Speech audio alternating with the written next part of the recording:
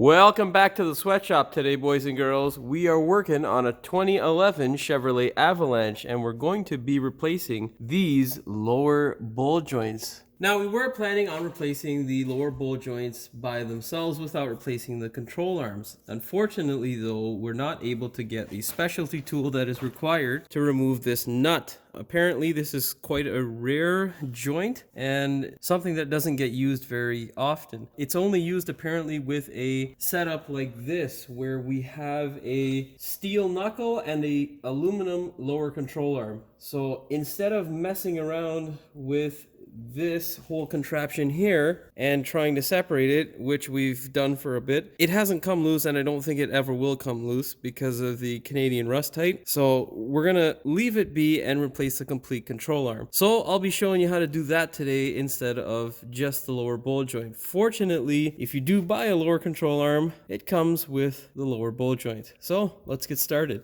First thing you're going to need to do is remove this wheel. Get a nice flat screwdriver and pry this cap off. Then get your favorite 22mm impact socket and impact gun and hammer off these wheels. Next step, get your 36mm socket and smash off the axle.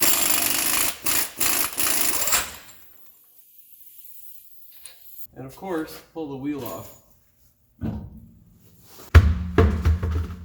Your next step is going to be to take off your lower bowl joint bolt, which is a 24mm, your tie rod end bolt, which is a 21, and these two shock absorber retaining bolts, which are 15mm. Oh, and these are nuts, not bolts.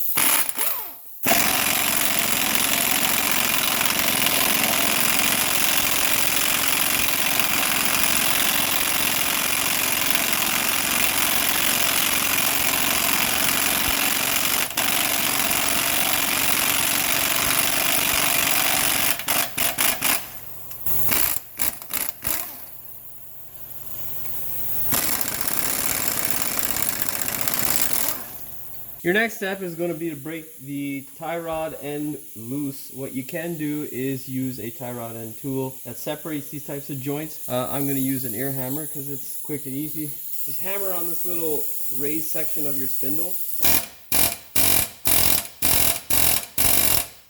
And then what you want to do is just tap it gently here. So turn the pressure down and blip the throttle on the air hammer. It should come loose relatively easy, just like that. Once you do that, your next step is going to be to get the CV shaft out of the way. In order to remove your CV shaft, you will need to remove these bolts here. There are 6 of them. They are 15mm. Just put a mark with a bright marker so that you know where it is the CV shaft came out from.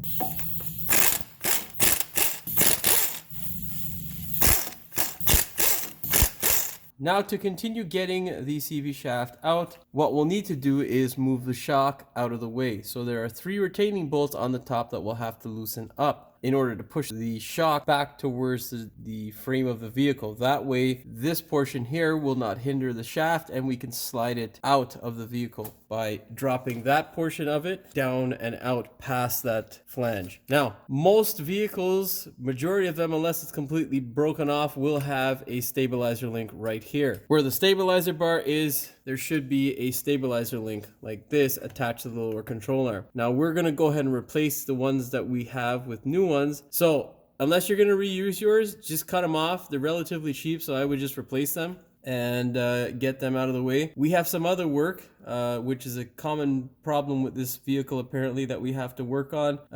It is the stabilizer link bracket. We'll be doing that in another video. In this video, we will not be installing these, but we will give you the torque spec. Now, let's lower this thing and get to those strut bolts. These are the 3 bolts that hold the strut mount to the vehicle. There's one here, and then there's that guy there, and this one here. They are all 18 mils, and what you'll need to do is get a clip remover as you just saw me do, and remove these little clips. There are 3 of them on the driver's side and 1 of them on the passenger side. What you want to do is not drop this shock out all the way. It does have an electronic sensor on the top of it, and from my personal experience in the Rust Belt, anything that you touch will break, because cars are just here to make your life a living hell as an auto technician and as a do-it-yourselfer. So what you want to do is just back this bolt off to the top of the stud. What I like to use is my ratchet wrench. This one is an extra long one. You can get that one at the Canadian Tires there if you're in Canada. And if you're in America, you should be able to find it at one of the American stores like Advanced Auto Parts or one of those guys. And then once you crack them loose with that big giant one, you get a nice small ratchet wrench like that guy there and just crank it off. You should end up with a result looking like this. What you want to do now is push down on the control arm, or on the knuckle portion of the control arm, so it doesn't contact the shock. And then you want to push the shock at the same time, simultaneously, back toward the engine. And that way your CV shaft will drop, because this will not be holding it in the upright position. So all that talk, and I could have just showed you how to do it like this. Now, once you have that, like this, you want to move your CV shaft down, like so. Rotate the flange until the CV shaft flange is not in contact with it. Move it past it, which of course was not caught on camera. So let's reposition so you can see what it looks like. You should have a result that looks like this. You can see there the CV shaft is now past the flange, and we can go ahead and yank it out. Oh my God. Just like so. Oh God Christ. Just in case you don't already know, these parts are quite heavy, so be careful with them when removing them. Make sure you eat a healthy breakfast. The next step is to remove the 2 lower control arm bolts that hold it to the frame. It's this guy here and this guy here. Don't mix them up. The back bolt is longer than the front one, so make sure you store them in a place and manner which you don't get confused. Yeah. That sounded normal. What you'll need to do this is an 18mm flex joint socket and a 24mm wrench. Pray to God yours come out and are not rusted in. The other side was good, so I'm hoping that this side's good.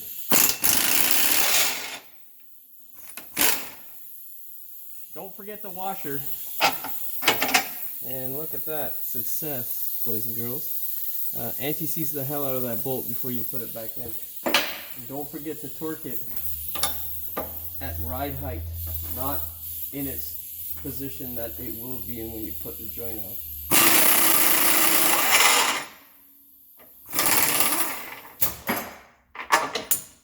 Now with everything loose and out of the way, you can get a pry bar and pry your control arm out.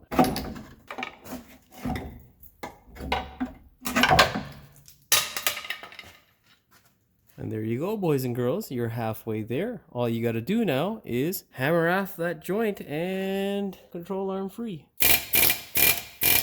Smash it here because we don't care about the bolt joint anymore. Now with both hands, because it's cumbersome, lift it out of the way.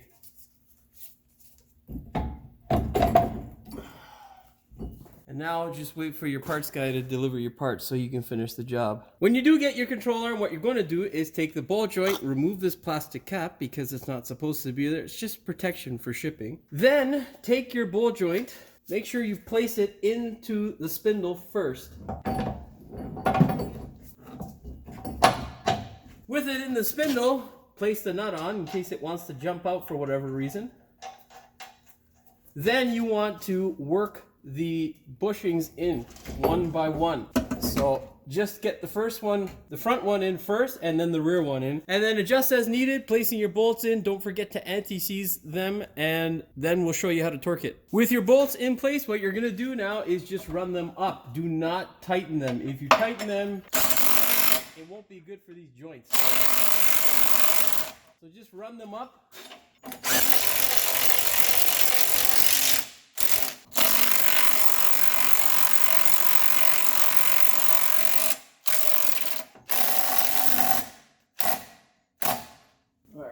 We're gonna have to use a hex for that. After doing the two bushings, what you're gonna do is tackle the ball joint.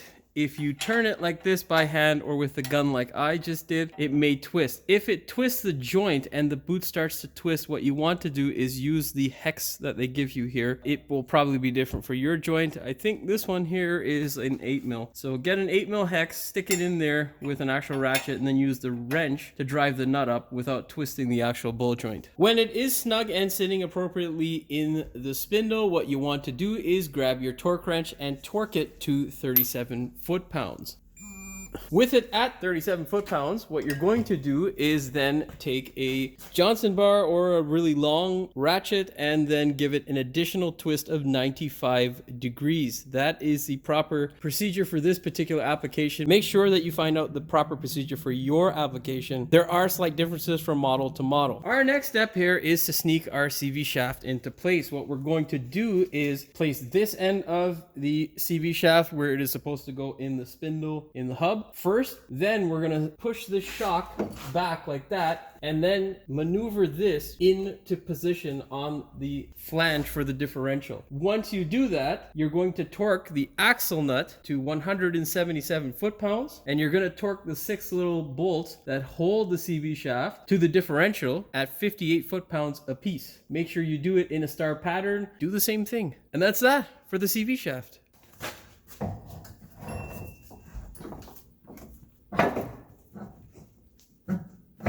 Now, if it's a real pain in the ass like it is for me on this side, for whatever reason, you can use a stand or a jack just to raise the lower control arm. That way, you won't have as much pressure on you to hold this guy out of the way and then try to slide this in. Once you get it in, place your axle nut in place, and then you can go ahead and work your back flange into position. I really hope that is on camera.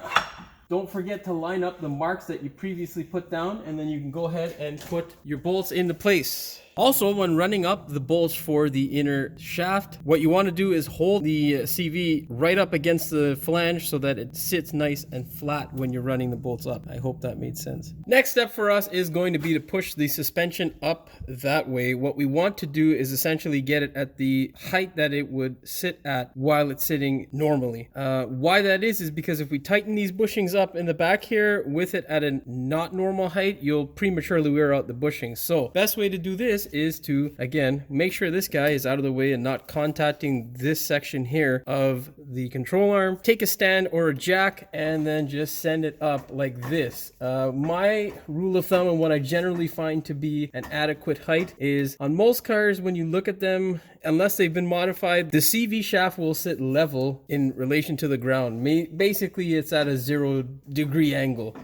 So what you want to do is push the suspension up until it looks like it's approximately level, and then go ahead and tighten these guys up. The proper torque spec for either of them, front or rear bushings, is 129 foot-pounds. And if you go to 130, it's not going to make really any difference. So this is the sort of position that you want it to be in. It doesn't look level on camera, but in actuality, it is. With your control arm all tightened up, what you're going to do now is take a pry bar, pry down on the upper control arm between the actual spring and the control arm, and then position the shock. Also, don't forget there is an ABS cable up top, so don't crush it or damage it, because that would be bad. Take your time with this because it is kind of dangerous. If you slip, you can get hit in the face.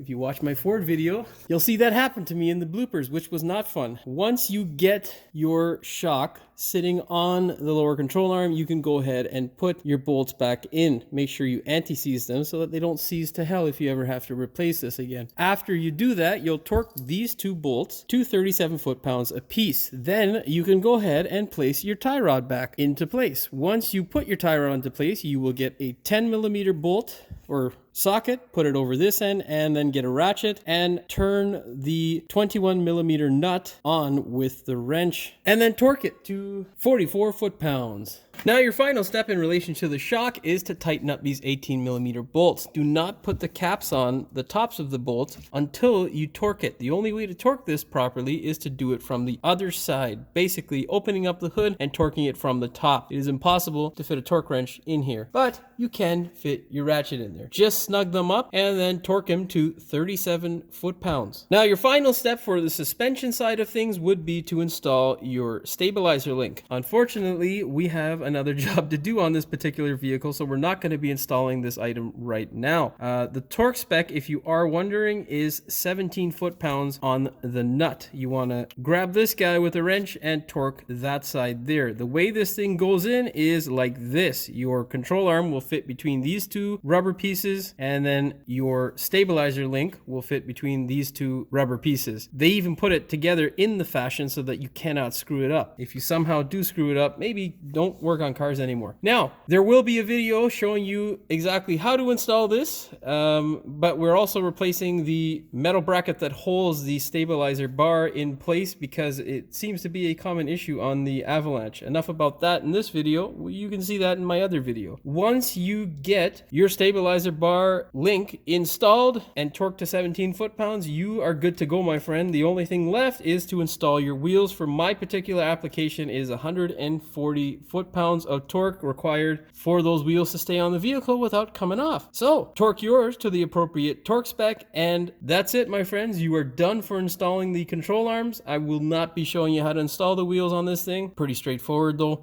I've got to have my wheels off so I can do this job. Well, that's it for this one, boys and girls. If you enjoyed the video, please like, share, and subscribe. And don't forget to hit the notification bell so you never miss one of my new videos. As always, thanks for watching, and we will see you in the next one. This shot would have looked much better with the actual Chevy bow tie not missing. Peace! Welcome back to the sweatshop today, boys and girls. Today we are working on something that doesn't get used very often. And it should come loose. What I feel like I need right now. So just put a line marking where it came off from. God, I'm rambling today. With your Chevy. Now we're basically needing to get the CV shaft out of the way so that we can prepare to some space to have this bowl joint come up and out of the knuckle. In order to do that, we're going to need to get this guy out of here. In order to do that, I'm just rambling, man.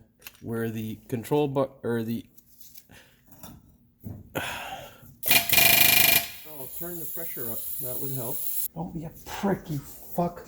With your suspension all tightened up. Control arm.